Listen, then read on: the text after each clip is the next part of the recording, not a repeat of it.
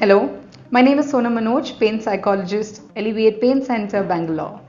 Let me introduce you to a concept of pain fear cycle. Now, we all know that pain is basically a signal that is talking about danger, a danger that your body could be in.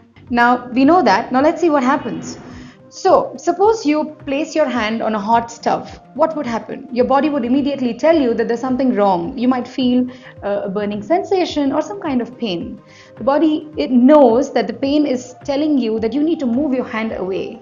You need to move your hand away because you could further injure yourself. There could be a structural damage. That is what pain really does, right? However, so sometimes these signals can get activated even without any structural damage. The body could sometimes misinterpret these signs and make you feel like there is something dangerous happening. So basically, I would just put it up like this. There is an alarm, a fire alarm that has gone off, which means the pain really exists. However, there is no fire broken. That is, there's no fire, which means there is no structural damage that your body has gone through. Now, why does this happen? This happens because of this whole concept of pain fear cycle.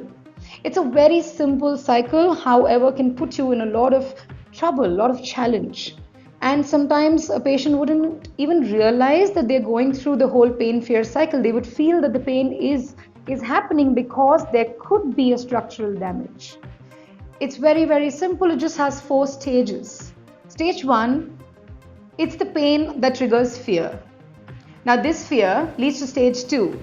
So stage 2 is where the fear is activating the brain and telling the brain that there is something not okay and putting the brain in a high alert position, which causes more pain. Now stage 3, more pain causes intense fear, which means your fear which existed before has become even more.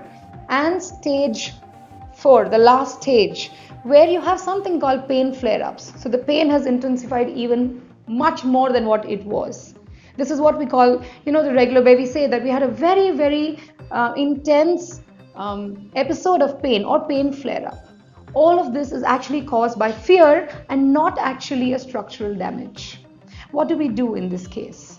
All that we need to do is change the perspective about pain. We need to break this pain fear cycle. We need to understand that sometimes these signals could actually be coming from something very safe, that our mind has just learned to fear and keep ourselves on high alert. We need to diagnose first, figure out whether this is actually happening because of structural damage or is it because of fear. Now what we need to do is we need to break the pain fear cycle. We need to change the whole perspective of this pain. We need to tell our mind that this pain is arising from something that is not dangerous. It is coming from signals which probably could be safe. Now when you practice this, when you start learning to tell yourself that this is not coming from a dangerous point, you will see that slowly your pain would start to fade or sometimes even disappear. In case you think that your pain could be to do with fear, it could be to do with a learned behavior of your mind and your brain, I think it's time to meet a pain psychologist and figure out if this is arising from something which is not from a structural damage. Thank you.